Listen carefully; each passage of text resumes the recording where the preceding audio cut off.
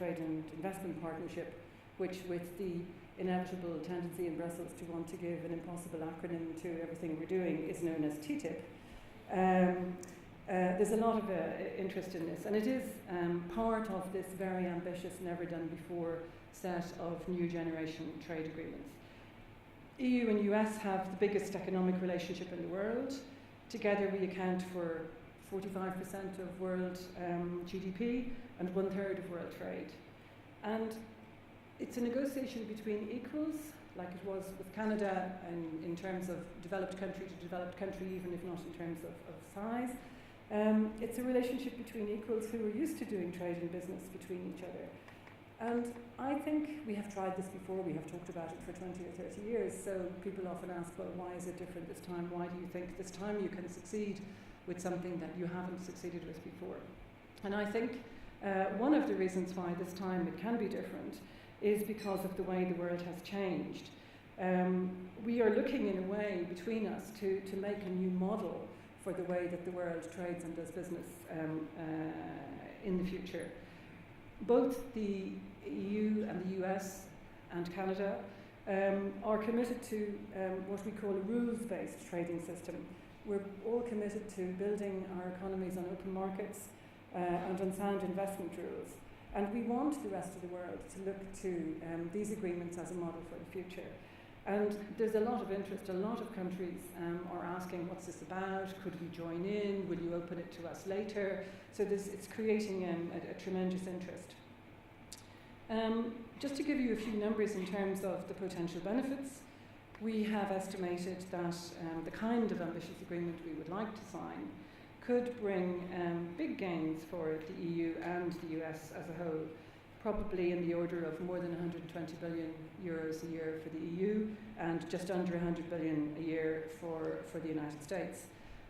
We would expect investments to our exports to the US to go up by about 28%, and for the overall exports to grow by 6% in the EU and 8% in the US. So this is potentially a very big prize. But if you expect to get something big in the future, then you also have to give something big to get it. So it's not going to be an easy negotiation. And now that the preliminaries are over and we're getting down to the details, that's proving to be the case. But one of the reasons for launching these negotiations, as I said, is our wish to set the pace for a different kind of trade and investment relationship for global business in the future. But it's important to stress that this is not a negotiation against the rest of the world. It's not that we want to gang up transatlantically and then close out the rest of the world. It's rather that we want to continue to be the pacemakers and to set the design and the direction for the future. And some of the calculations that we have done show that liberalising trade between the EU and the US would have a positive effect on the rest of the world, increasing global income by almost 100 billion euros. So this can be something that is positive for everyone. I want to focus a little bit on the non-tariff side of these agreements, the one that we're just concluding with Canada, the one that we're just beginning to negotiate with the United States, because our estimates show that probably as much as 80% of the big numbers I've just mentioned, of the benefits, will come from the regulatory convergence, will come from reducing the costs of duplication and unnecessary differences in regulations, as well as from liberalising trade in services and public procurement. Now, it sounds great and it sounds very easy and it sounds common sense to say, let's sweep away all these differences in regulations because then businesses can trade on a much bigger basis. It makes perfect sense. But it's important to remember that the reason why we have differences has to do with our traditions, with issues of public health or social or environmental protection, things that have been built up on both sides of the Atlantic in different ways over a very long time. And I want to take the example of very different attitudes across the Atlantic to food science, just to make my point. If I caricature, and it is a caricature, I would say that the EU takes a very precautionary approach to food issues. We don't want to put something on the market until we're sure it's safe. Equally, if I caricature the US side, I would say it puts more its trust in litigation if things go wrong. So you have two very different approaches to how we regulate something as important as food safety. And you have very different cultural attitudes to food science on both sides of the Atlantic as well. The EU has banned the use of growth hormones in beef for years, and we will not change that in the TTIP negotiations. We will continue to ban it. Whereas you can see on vexed issues like GMOs that the US consumer doesn't have the same negative reaction that European consumers do. And these are important facts that we need to take into account in these negotiations. There will be things that both sides will decide we can't negotiate that. So we have to find our way through to look at how we can build bridges between two systems which have developed over many years, and neither side is proposing to get rid of its system, neither side is trying to impose its system on the other. So this is why these will be complex and difficult negotiations. If I look at less controversial areas, we have, even where we don't have different traditions, we've simply developed different ways of doing things. If you think about the car, in Europe we have red brake lights and yellow indicators. In the US they have red for both. But the public authorities on both sides of the Atlantic have the same objective. We want drivers and passengers to be safe. But we go about it in different ways. And the question that we now have to ask ourselves is, where does it matter? And where do we need to keep the difference versus where does it not matter, and we should find ways to minimise the cost of the difference. Because having such different systems between North America and Europe adds a lot of extra costs. There has to be more certification, double checking, maybe of quite a lot of the same things but not exactly the same things. So the question, one of the biggest questions, is whether we can find ways of reducing these costs but finding a way to do it within our respective systems. And the Minister's example of the driving licence is a very good one. I mean, why do we have driving licences? We want to make sure that people are competent and safe on the roads. But, you know, can we not find some way to recognise that that the test in Ireland is equivalent to the test in Canada? These are the kind of questions that will bedevil the negotiations, but it's also the challenge. And in the European Union, we already have a lot of experience of bringing very different systems together.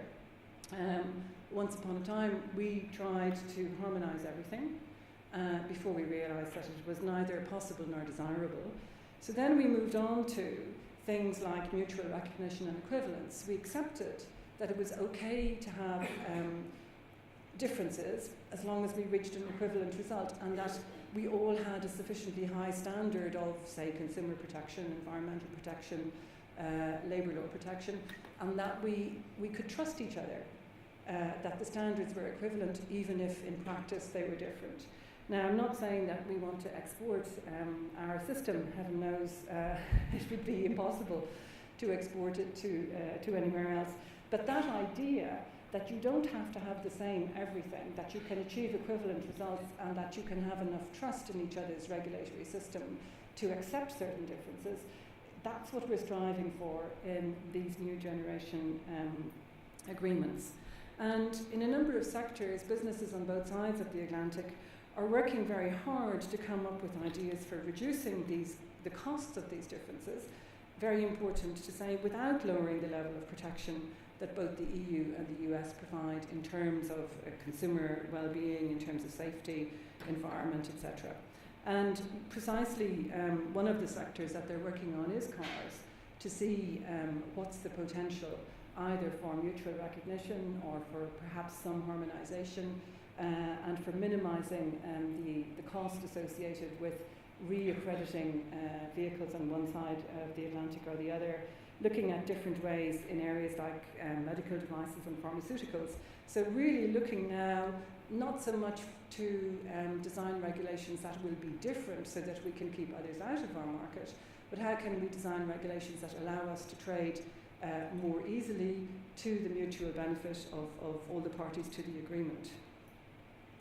We're also exploring ways of sharing information upstream of making new regulations, because one thing is the stock of laws and practices that we already have, but as we see, for example, in areas like financial regulation, we are all making new regulations and rules all the time.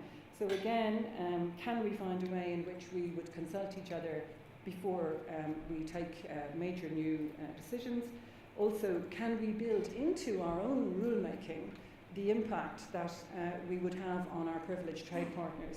So, for example, when we are preparing new European regulations, we do impact assessments. And the trade dimension of those impact assessments is at the moment fairly underdeveloped. But we would be willing to build in a strong transatlantic dimension if our US and Canadian partners are willing to do the same in return. So these are things that we haven't really thought about and integrated into our systems in the past, but that we want to find a way of doing in the future in order to make the flow of goods and services between the very developed blocks of the EU and North America more feasible in the future. We also want to set up a regulatory council to deal with whatever issues would come up in the future. So negotiating is one thing, signing an agreement is one thing, but we don't want it to be frozen in time. We want it to have an evolutionary dimension so that new things that we haven't even thought about today will be discussed and handled in the spirit of facilitating trade and contact across the Atlantic, and so that there's a living, evolving dimension to the agreements in the future. Now, I mentioned the dimension of responsibility, and in all of these areas we need stakeholder input and we need stakeholder support. First of all, because it's the stakeholders who know much better than we do where the unnecessary barriers to trade are. And so consulting stakeholders is a very important part of getting the best possible information, but also building that climate of trust, which is essential if the kind of construction that we're talking about is actually going to take off. It is a fact that neither EU nor US trade agreements are directly actionable in court. So the agreements that we are looking at now will contain provisions that allow investors to challenge the indirect consequences of these agreements if they feel that their interests are being adversely affected in some way. And what we want to do is to, of course, improve the level of protection afforded to European companies in North America and offering the same in return in Europe, of course, without in any way infringing on the right of the respective governments, the right to regulate, as it's called. There is, in some stakeholder communities in the European Union now, quite a campaign underway to say that these negotiations will somehow undermine the right of governments to regulate. That is absolutely not the case. Neither the European Union nor the United States has any intention of giving away its right to regulate. What we're looking for is how can we regulate more intelligently in the future to keep the high levels of protection that we have put in place, but to make them, to also understand that we have every interest in finding a way to make our systems more compatible for the future. So